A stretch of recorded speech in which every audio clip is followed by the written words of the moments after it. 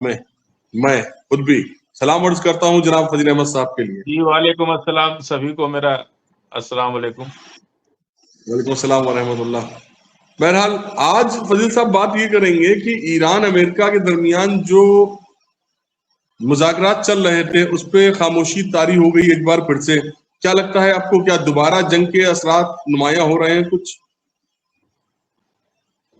देखिए, हम तो पहले भी कह रहे थे कि अगर अमेरिका को ये एहसास हो, अगर कि जी। अपने आप को अमेरिका एनालाइज किया होता तो ये जंग हाँ। होती ही नहीं।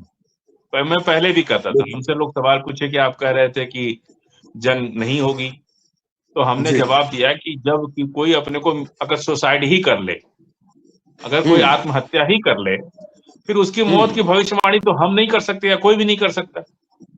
हाँ, हम बेशक। देख रहे हैं कि आप अच्छे खासे हैं, जी रहे हैं, अच्छी चल रहे हैं, स्वास्थ्य आपका अच्छा है, आप अभी जिएंगे 10-20 साल और आप जाके कल आत्महत्या कर लीजिए, तो मेरी भविष्यवाणी तो गलत हो ही जाएगी ना। उसकी थोड़े सही बात अमेरिका है। ने आत्महत्या की ईरान पे हमला करके। जी। भले ही अमेरिका को लग रहा हो या ना लग रहा हो कि आज पूरी दुनिया में अमेरिका की थू-थू हो गई, अलग-थलग पड़ गया और अकेला पड़ गया। और जो इकबाल इजराइल ने अपना खत्म किया था, अमेरिका ने भी अपना इकबाल खत्म कर लिया। जी। जी। और इधर ईरान की जितनी पुरानी कबाड़ मिसाइल थी, 5-10 जी। साल पुरानी, वो सब इस्तेमाल हो गई। और हम्म। जितना वो इस्तेमाल हुई, उससे कई गुना पैसा स्ट्रेट ऑफ होर्मुज से आ गया। जी। और 10 लाख या 12 लाख करोड़ सुनने में आ रहा है कि जो पैसा सीज है अमेरिकन बैंकों में, इनकी प्रॉपर्टी, वो भी ईरान को वापस मिलेगी। तो अमेरिका ने तो अपना आत्महत्या ही कर लिया ना। अच्छा खासा हाँ, ठीक हर ठाक तरह चल रहे से। थे। परमाणु बम, एक ही अमेरिका की डिमांड क्या थी? एक ही ना कि तुम परमाणु बम ना बनाओ। अब ईरान तो बार बार कह रहा है कि हम परमाणु बम नहीं बना रहे, मान ही जी। नहीं रहे कि परमाणु बम बना रहे। इजराइल और अमेरिका, दुनिया में पता चल गया कि कौन उसके साथ है, कौन उसके साथ नहीं है। आज जी। जी। आज प्रेसिडेंट ट्रंप ने भी आज भी कहा कि हमें उम्मीद है कि ईरान स्टेट ऑफ हुर्मुज, जब प्रेसिडेंट ट्रंप एक बात करते हैं ना कि स्टेट ऑफ हुर्मुज को छोड़ दे, साफ कर दे, तो पहले तो निवेदन करते हैं और उसकी अगली लाइन में धमकी दे देते हैं। पहली लाइन तक तो ठीक है, ऐसा नहीं है कि कोई बहुत बड़ा आदमी है तो वो निवेदन नहीं कर सकता, कर सकता है। जी। ऐसा जी। नहीं जी। है कि बिल्कुल हम हर चीज को धमकी के माध्यम से ही बात करें, निवेदन भी कर सकते हैं। लेकिन पहली लाइन तक तो वो ठीक थे कि हम चाहते हैं कि वैश्विक बात है, सिर्फ अमेरिका की बात नहीं, पूरे विश्व की बात है, इसलिए स्टेट ऑफ हुर्मुज पर विचार करे ईरान। यहां तक तो ठीक था। लेकिन अगली लाइन में कह दिया कि नहीं विचार करेंगे तो हमारे सख्त चेतावनी है कि हमारे सख्त कदम का इंतजार करें। फिर उन्होंने छेड़ दिया, उकसा दिया ना। फिर अभी 40 दिन से क्या देख रहे थे? 40 दिन से आप तो चेतावनी ना झेल रहे थे। 2-2 वारशिप डुबवा लिए, न जाने कितने लोग मर गए, कभी बता ही नहीं रहे कि कितना नुकसान हुआ। टेक्सास पे हमला हो गया। तो अब उनको पता है कि अब अमेरिका के शहरों पर भी मिसाइल गिरेगी। अब रूस से बात कर रहे हैं, चाइना से कह रहे हैं, भारत से कह रहे हैं कि भाई आप लोग हल निकालिए इसका। अरे वही तो हल रोके हुए हैं, चाइना और जी। रूस। आप तो बहुत उतावले थे यूक्रेन युद्ध में रूस को मिटा देने के लिए। सारे नेटो कंट्री से कहे कि हम लोग रूस पर कब्जा कर लेंगे तो गैस और तेल की बहुत फ्री हो जाएगा, हम लोग को जो परेशानी होती है वो परेशानी खत्म हो जाएगी। पूरा नहीं तो कम से कम आधा तो कब्जा कर ही लिया जाए, ऐसा ही लोगों ने, अमेरिका ने सारे नेटो और यूरोपियन सारे देशों से किया। अब कल से सुनने में आ रहा है कि ब्राजील पर हमलावर हैं प्रेसिडेंट ट्रंप। देखिए, जब कोई गलत चुनाव हो जाता है ना तो उसको बहुत दिनों तक झेलना पड़ता है। कल से ब्राजील पर हमलावर हैं, क्योंकि ब्राजील जो है, कोई भी अगर उनको आईना दिखा दे, जी। उसको प्रेसिडेंट ट्रंप धमकी देने लगते हैं। आज सबसे पहली धमकी देते हैं कि तुम्हारा टैरिफ बढ़ा देंगे, उसके बाद न जाने कितने तरह की धमकी देते हैं वो। तो प्रेसिडेंट ट्रंप जो है वो पूरी दुनिया से नाराज है इस वक्त। उनका बस चलता तो पूरी दुनिया को मार डालते। क्या क्या शब्द, कभी मैक्रोन को कुछ बोल दे रहे हैं, कभी एपस्टीन की बात आ जा रही है, मतलब लग ही नहीं रहा है कि दुख कितने तरह का दुख है इस वक्त अमेरिका को कितने तरह का दुख है, ये पता ही नहीं चल रहा है कि ईरान का दुख है, कि एपस्टीन फाइल का दुख है, कि नेटो के और यूरोपीय यूनियन के लोगों ने साथ नहीं दिया उस बात का दुख है। पता ही नहीं चल रहा है कि कितने प्रकार का दुख लिए प्रेसिडेंट ट्रम्प घूम रहे हैं। कोई एक दुख थोड़ा ही है, सिर्फ ईरान का दुख नहीं है, ब्राजील, फ्रांस, फ्रेंच, न जाने कितने, क्यूबा, यूक्रेन, एक तो दुख थोड़े उनके पास। वो तो दुखों का पहाड़ लेके घूम रहे हैं, अपने पर बोझ लेके घूम रहे हैं। चीजों को छोड़ना पड़ता है, हर चीज को। अगर आप दुख को, सारे लोगों को दुख ले लिए आप, तो बोझ तो आपको ही ढोना पड़ेगा, दुखों का बोझ। इसलिए कुछ दुख को है छोड़ना पड़ता है। अब प्रेसिडेंट ट्रम्प को तो कभी दुख हुआ नहीं, जब से अमीर बनना शुरू हुए तो बनते ही चले गए, राष्ट्रपति तक बन गए। तो बहुत दिन बाद अब उनको दुख मिल रहा है थोड़ा थोड़ा। जो ईरान ने दुख दे दिया है ना, और इजराइल ने, सबसे ज्यादा दुख दिया है दोस्तों ने, उनके यूरोपीय यूनियन के लोगों ने। इस सारे दुख से वो निकल ही नहीं पा रहे। हमको लगता है कि कुछ डिप्रेशन के भी शिकार हो गए हैं प्रेसिडेंट ट्रम्प। ये पूरा दुनिया जान चुकी है इसको। लेकिन ये जो डिप्रेशन है ना, ये अमेरिका और अमेरिका के नागरिकों को बर्बाद कर देगा।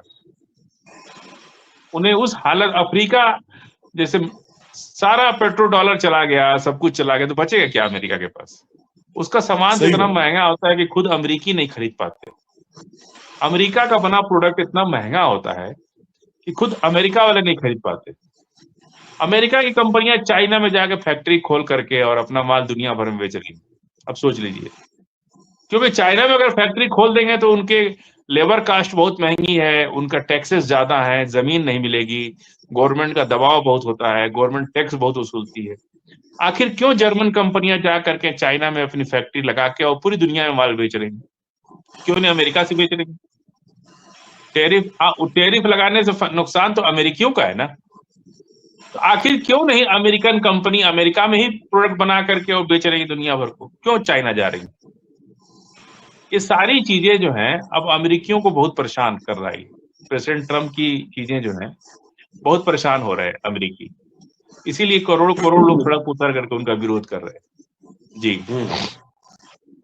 यानी कि आप ये कहना चाह रहे हैं कि उनके पास दुख पहले से कहीं ज्यादा हो गए, जहां भी वो है नहीं मिश्रा कि जहां में और भी गम है तेरी उल्फत के सिवा, तो अब जो है जो उसी में मुलविस है।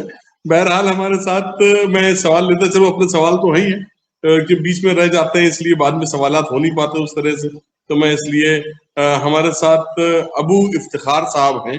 उनका सवाल है कि अव्वल तो उन्होंने बहुत आपको बहुत बहुत शानदार बेबाक तज्जिया निगार कहा है, और उन्होंने कहा है कि फजील अहमद साहब बेहतरीन खबर और लाजवाब तज्जिया देते हैं। अब उन्होंने सवाल किया है कि बातचीत फेल होने के बाद अब क्या होगा? क्या दोबारा किसी देश को कहेगा मध्यस्थता करने के लिए कोई? नहीं, मैंने एक दिन, 2-3 दिन पहले ही शायद मैंने कहा था कि जो पटाखा होता है ना, पटाखा जी जी जल भी जाता है तो भी उसके धुएं उठते रहते हैं, कुछ देर तक ठंडा होने में थोड़ा टाइम लगता है। जो मार मारा है ना ईरान ने इजराइल और अमेरिका को, जो मार मारी है, जो चोट लगी है, थोड़ा उसका एहसास धीरे धीरे, दर्द कम जब होगा तो फिर मजबूरी में, खुशी से नहीं, मजबूरी में फिर अमेरिका टेबल पर बैठेगा, फिर बात करेगा और धीरे धीरे मानेगा जरूर, क्योंकि 40 दिन के युद्ध में अब दोबारा हिम्मत नहीं अमेरिका की युद्ध करने की। बड़ी मुश्किल से मान मनोबल हुई है, मतलब इतना मतलब मुश्किल से हुआ है ये काम। अब दोबारा वो छेड़खानी, जैसे कोई होता है ना, कोई गांव में लोग किसी को छेड़ देते हैं, तो जो धुनाई वो कर देता है कि दोबारा फिर कोई छेड़ने की हिम्मत नहीं करता है उसको।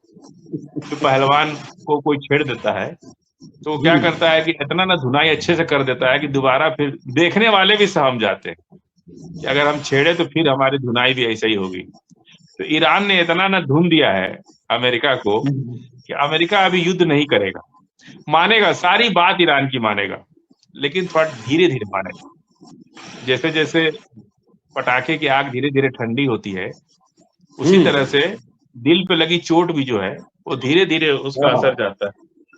बिल्कुल बिल्कुल बिल्कुल। कभी कभी तो लोग गम लिए बैठे रहते हैं पूरी जिंदगी, अब ये गम बहुत बड़ा है इनका। तो नहीं, यहाँ तो थोड़ा सा बहरहाल राजनीति में 5 साल का ही टाइम होता है गम मिलने का। हम्म, राजनीति में जो है लंबे टाइम तक आपको गम, जैसे ही आप कुर्सी से हटेंगे, कुर्सी का गम है ना, खुशी और गम दोनों कुर्सी का गम होता है। जब तक आप कुर्सी पे हैं तब तक आपका गम और खुशी दोनों है। जिस दिन कुर्सी से हटे, गम और खुशी दोनों चली जाती है। ये कुर्सी का गम है जी। बहरहाल एक सवाल और करता चलो मैं अपने नाजरीन का, बाकी मेरे पास और सवाल है लेकिन वो भी बड़ा सवाल कीमती है।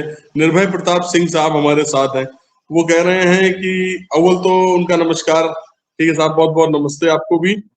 कह रहे हैं अमेरिका का 1851 करोड़ का जेम्स बॉन्ड कल से गायब है, क्या उसी को ढूंढने के लिए डिस्ट्रॉयर फारस की खाड़ी में आए थे?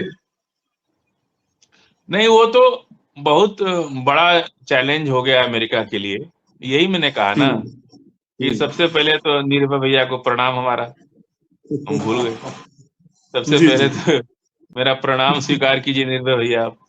और दूसरा ये है कि ये जहाज जो है जासूसी जहाज है, जासूसे गायब हो जाएगा तो फिर जासूसी करेगा कौन?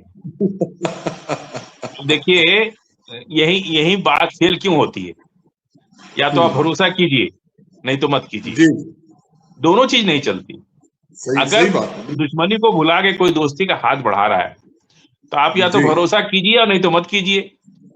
अभी भी बिल्कुल। आप जासूसी जहाज उड़ा करके मौके की तलाश देख रहे हैं। हो सकता है कि आप धोखा कर दें, कोई बड़ा हमला पीछे से पीठ पर वार कर दें। यही चीज जो है ना, जो विफल हुई वार्ता, उसके पीछे ये जहाज भी हो सकता है। हाँ क्यों स्कॉट किया? पाकिस्तान के 7-8 फाइटर जेट्स स्कॉट करके ईरान के जहाज को ले आए, ईरान से लेके पाकिस्तान तक। क्यों जरूरत पड़ी इसकी जरूरत क्यों पड़ी? कहीं ना कहीं पाकिस्तान को भी और ईरान को भी लगा होगा। एक तरफ आप बुला रहे हाँ हो, टेबल पे सारी शर्तें मान रहे हो, सब कुछ करने के बाद भी आप जासूसी विमान भेज करके टो ले रहे हो सकता है कि आप हमला कर देते उस जहाज पर। ये तो पीठ में छुरा भोंकने वाली बात हो गई ना। इसीलिए ये वार्ता विफल हुई ही इसी जहाज की वजह से। ये जो जहाज उड़ा इनका जासूसी ड्रोन, ये विफल होने के पीछे कारण ही यही जहाज है कि जहाज गायब हो गया। कि एक तरफ आप उनका जहाज उड़ के पाकिस्तान जा रहा है वार्ता करने और आप जासूसी ड्रोन भेज रहे हो, पता नहीं, हो सकता है कोई मिसाइल अटैक भी कर सकते थे। इसी वजह से आप कभी भी पीठ में छुरा अगर कोई भोंकने वाला है तो उससे जल्दी संधि नहीं हो पाती जी।